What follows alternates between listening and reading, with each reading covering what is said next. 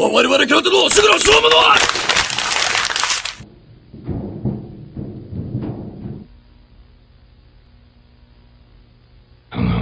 Hello everyone, Nugget here. Today we're going to be reviewing Five Nights at Freddy's 3. Let's do this. After the massive success that was Five Nights at Freddy's 2, the third one was definitely going to come out. People are genuinely excited for this one to come out because we have so many questions, and the third and final game would definitely be all the answers we need to fit the puzzle together. It was perfect. Before the teasers came out, there were a lot of hoaxes coming out. Hoaxes like saying it was going to be free roam, or it was going to take place in a carnival, and even more along those lines. Well, when the first teaser image finally came out, we were all blown away because we didn't know what the heck we were looking at. We see this image of this animatronic who looks almost Frankenstein-like. He's put together of multiple pieces, staring at us in the darkness, with a tagline simply saying, "I am still here." This got everyone theorizing. Who the heck was this? Is this Golden Freddy? Or is this a whole new animatronic we haven't seen yet? Well, all of our questions would soon be answered once the trailer came out. We see clips of this new location, including the classic gang. Suddenly, we cut to a clip of this new character that we've never seen before. A very old and rotten rabbit animatronic who is violently shaking on the ground, as if he's in pain. Who was this character? Well, once the third one came out, we got all of our answers. This time, we are inside of a horror attraction known as Fazbear Fright. The year is 2023, so it's like many, many years after the first one.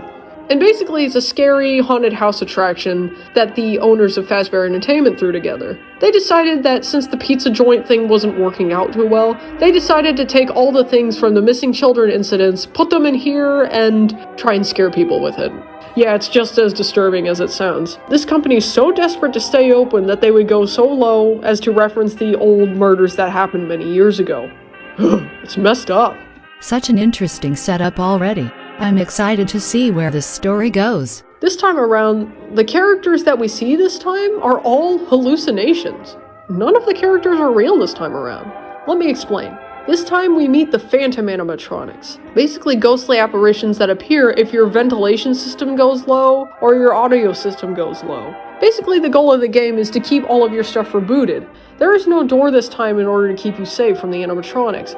Or lack thereof. I'll explain why the audio section is very important in this game. But first I'll explain the vents. If your vents go down while you're looking at the cameras in the middle of the night, the phantom animatronics will attack you. But since they are ghosts, they can't really do any real damage to you. They just jump scare you and they look spooky. The phantom animatronics we meet is Phantom Freddy, Phantom Chica, Phantom Foxy, Phantom Mangle, Phantom Balloon Boy, and Phantom Puppet.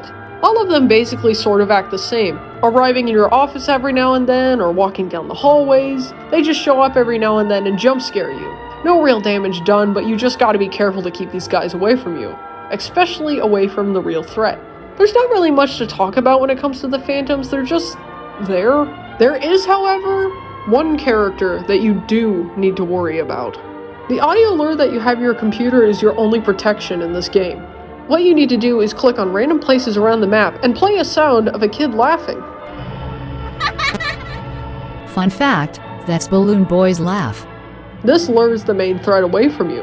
What is this main threat that I'm talking about? There is only one real animatronic in this game. All the phantoms are not real, but this guy is. Just you and him. And this character has gotta be one of the most important characters in the entire franchise.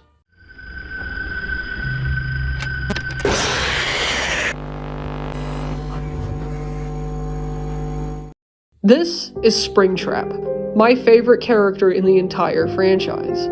Why is this character so important, you may ask? Well, this character is behind everything that happened. At the end of each night, you play these mini-games where you play as the classic animatronics. We're in the Five Nights at Freddy's 1 location, exploring. We begin to follow this shadowy bear figure. It's sort of like the mini-games in the second game, where you follow the puppet. Well, when you follow the shadow bear down to this room, you're blocked by the exit. You can't leave. When you try to exit this room, the Purple Man shows up and destroys each and every one of the characters. On night 5, instead of playing as Golden Freddy as you probably expect, you play as a ghost of one of the missing children. You arrive to the exact same room that you always arrived at, but nothing happens this time. You walk around the pizzeria location trying to figure out what you're supposed to do, when suddenly you encounter this.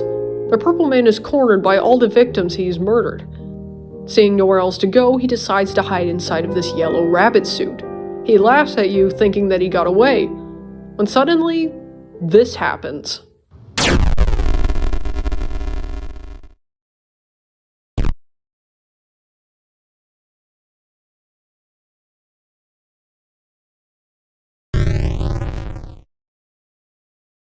A bit confused on what this is? I don't blame you.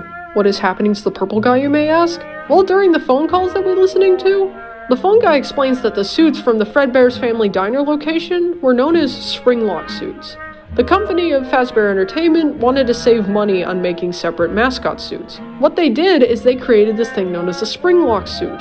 A Springlock suit works both as an animatronic and mascot suit, but this was incredibly dangerous to use. While on stage, the animatronics perform as normally, but once they're done performing, you are able to take off the pieces and put them on yourself, making you look just like the robots, but you can walk around. Well, these suits proved to be incredibly fatal, because these spring locks were very, very sensitive. One wrong move and you're a dead man. The spring locks will close in, crushing you completely from the inside, making the suit your eternal resting place. And that's exactly what happened to the purple guy. Remember in Five Nights at Freddy's 2, the phone call where phone guy mentioned a yellow suit being used to lure kids into the back room? This was the suit. It's not fair. It's my party. Why did everyone leave me? Where are you all? Don't cry.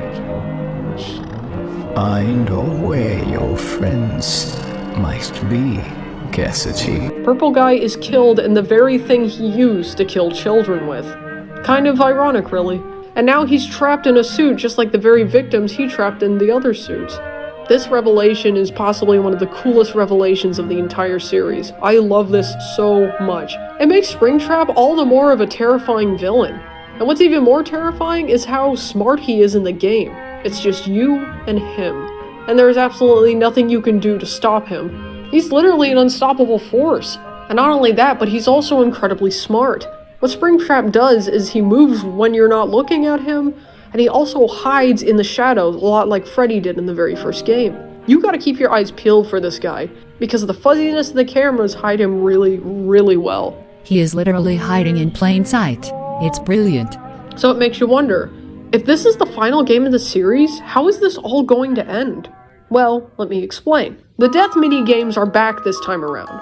Remember in Five Nights at Freddy's 2, whenever you died and you got a game over? Well, the death mini-games are sort of different this time around. You get 4 different mini-games. You get to play as Balloon Boy, Mangle, Toy Chica, and Fredbear, or Golden Freddy.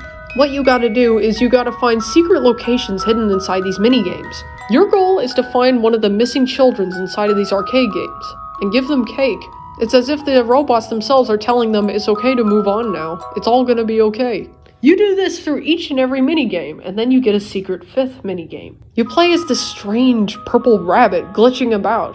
You travel through all the minigames that you witnessed. You find the 5th and final kid and give him cake as well. If you do this right, you get the good ending of the game. If you don't do any of this right, you get the bad ending. The bad ending basically shows 4 animatronic heads, including Golden Freddy, sitting there with their eyes still on, meaning that they're still possessed. Well, if you manage to do all the mini-games correctly, you get the good ending. The ending of the game shows a newspaper clipping showing that Fazbear Fright burned to the ground.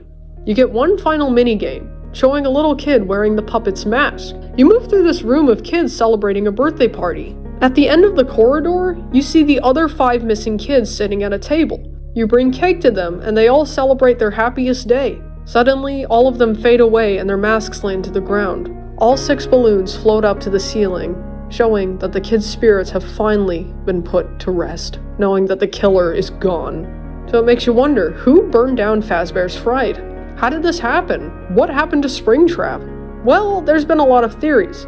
Either the Night Guard started the fire, the one you're playing as, or Springtrap did. There was this comic that I saw a while back called The Story Behind Forgiveness.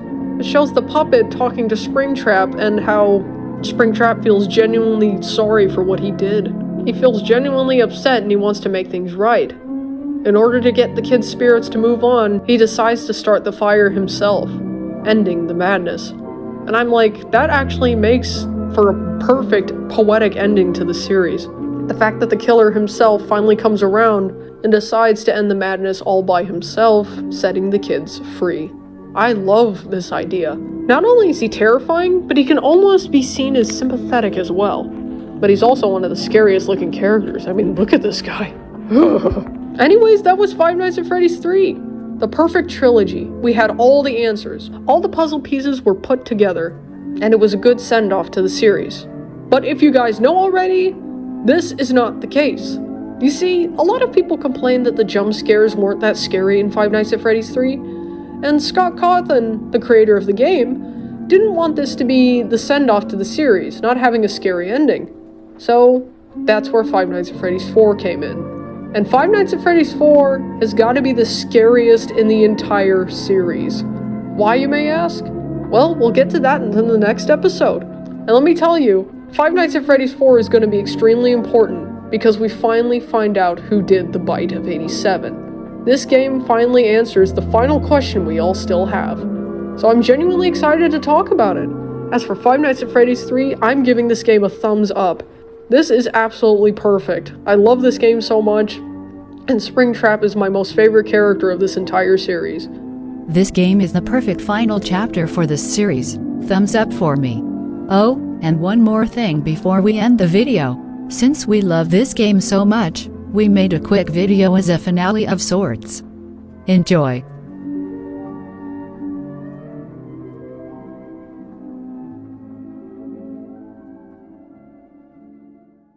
The night is upon us now. Do you hear it? The sinister melody that echoes through these dark corridors. Oh, how you underestimate me, thinking I am merely a relic of the past. But no, I have risen from the ashes. Springtrap, they call me. A name that resonates with the horrors I embody. Do you remember the stories? The tales of children's laughter and joy within these walls? They were nothing but lies. I will suffer just as they suffered. You see, this is not merely a game.